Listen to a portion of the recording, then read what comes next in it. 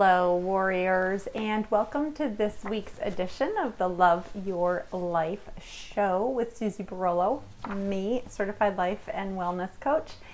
And this week we're tackling our evenings. Last week we tackled our mornings and we talked about 4 ways to have magical mornings. And this week we're talking about 4 strategies for excellent evenings. It is crucially important to have the bookends of your day. Adding some structure to your day will make you feel calmer, more peaceful, and possibly, best of all, at least it's been best of all for me, make time actually slow down. Huh? How does that work, Susie?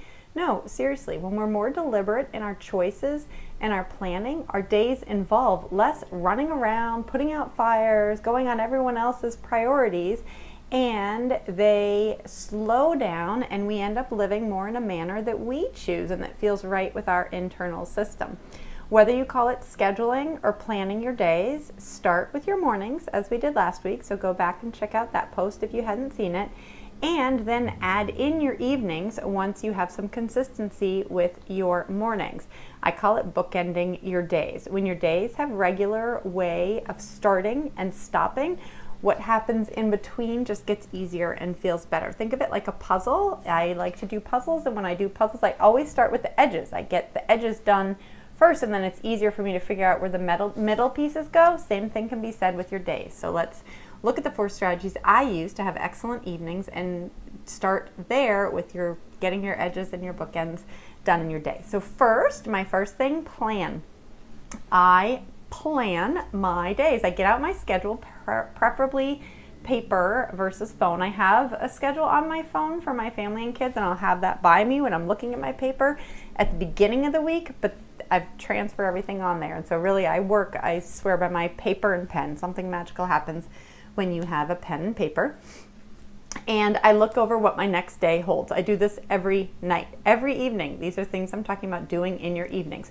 Write down the slots that need to happen the next day. Write down the tasks that need to happen in a time slot. So I repeat, I'm just going to repeat that. Write down the things that must happen in a time slot. So if you must do laundry because you're out of clean socks, then put it on your calendar. Write a specific time that you're doing it, 12 to 2. Why? Because those must-dos are usually things we don't want to do, and they will get put off and put at the end of the day without them done. What happens when you get to the end of the day and they aren't done? Well, one of 2 things. Either you don't do them, you feel like crap, and you go to bed feeling defeated, you've let yourself down, your confidence takes a hit, and you're just like, yeah, I didn't get that. Like the one thing I want to do today, I didn't get it done. You just feel defeated, not a feeling I'm after. Or 2, you're like, darn it, I have to get it done. And so you stay up late and you sacrifice your wellness, you sacrifice your sleep, you sacrifice your connection time, maybe your time that you would spend with your partner or your kids connecting, because you're then doing the task, your work task or your laundry or whatever it is that you did not deliberately schedule into your day. So write those must-do things on your calendar. I suggest picking one thing you must get due each day and focusing on that. Writing it on your calendar. No, I'm not living in some fairyland. I too have 400 things that I could get done, okay, on any given day, but I've trained my brain to prioritize and act. I ask myself, what must I get done today? What task can I do today so that when I lie in bed at night, I will think, yeah, you Susie, you got it done, okay? That's what gets scheduled in my day first. Sometimes it could be something really unpleasant, like calling the insurance company or whatever, but I get it done first. I choose not to let myself down. I choose to do the hard things. I encourage you to do this also. Put them in the schedule first thing in the morning and then move through your day with confidence. Other questions I ask myself when I'm planning, they were still in strategy 1 for excellent evenings planning. Other questions I ask, what do I want tomorrow to be like? How do I want to act? How do I want to feel? What do I need to do to make that happen? That means different things for me on different days. Some days I want to feel productive and get lots of work done, so I will deliberately schedule blocks of time with specific work tasks, and I block out the other things. Other days I want to feel connected and in line with my boys and my partner, so I deliberately schedule tech-free time for myself to hang out and play. Okay, strategy number 2, pack up. In the evening, literally, pack up. Ask yourself, what can I pack tonight that will make my day tomorrow easier? For me, I pack up my work bag for the next day. I put in my clients' files, I put in my reusable coffee cup, and I put in any other work-related items like my computer or whatever. I also pack any food in that bag, like snacks, lunch, if I'm going to be out for lunch, shopping lists, or workout gear for the next day. I really am thinking, okay, what do I need tomorrow? I'm going to put it in tonight. Up until very recently, I packed my kids' lunches the night before too. They've taken over this task. But if you're a mom of littles, I want you to ask yourself, think of most mornings and ask yourself, what can I do ahead of time that I don't need to do in the morning then? What can I do in the evening? The more proactive you are in the evening, the less reactive you'll be in the morning. I promise. Strategy number 3, power down. People, power down. Time to power down your brain. After you've planned, after you've packed, it is now time to power down. This is the time you're slowing everything down and telling your body it's the end of the day. Power off your tech. Turn it off. If you use your phone for an alarm, fine. Okay, I want to ask if you've ever heard of Target. They do sell alarm clocks there, but that's okay. Okay, power down your phone and then put your phone in airplane mode somewhere else in your room, not a foot away from your head. You do not want those EMF rays zinging your sweet self as you sleep, and you don't want the temptation of checking your phone in the middle of the night if you wake up to go to the bathroom.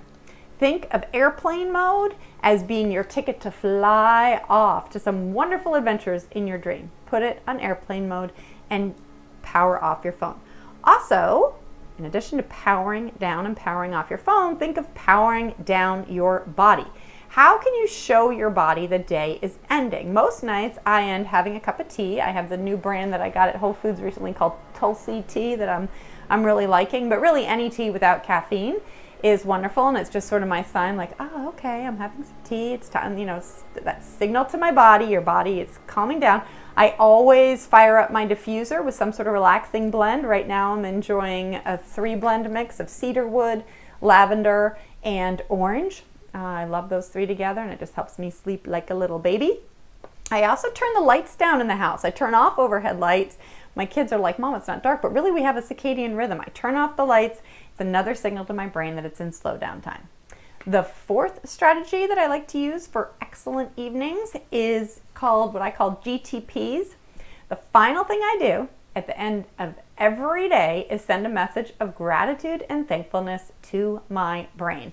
I like to end the day reminding my brain of all that was good about my day and all that is good in my life. This is certainly a more peaceful way to end my day than my brain wants to end my day. Our brains are really wired for the negativity bias. They look for what was wrong. At the end of the day is usually when you have a lot of anxious thoughts in your brain. It's like, oh, why did I say that? Or why did I do that? Or I should have done this, or I should have done that. And that's just not a great way to end your day. And so at night, when lying in bed with my partner, we speak of the pieces of the day that we are grateful for, thankful for, and proud of ourselves about. That's the G, grateful, T, thankful, proud.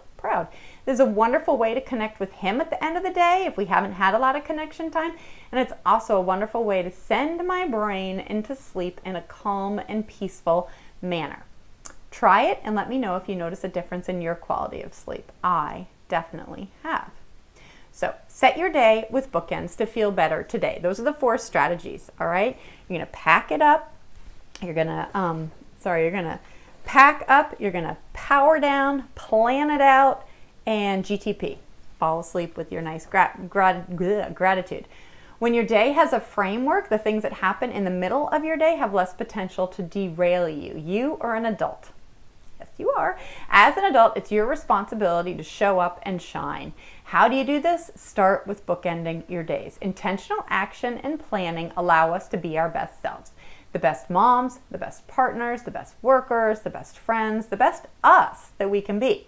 Writing down a plan for our day moves us from living a reactive life into living an intentional life. Structure equals freedom, truly. They taught this in kindergarten for a reason. Write down what you're doing. You will feel better. What will your evening tonight look like? Warriors, choose one of the above strategies and let me know how it helps you. Remember, like our theme mantra right now, the more proactive you are at night, the less reactive you'll be in the morning. Let's go get 'em, warriors.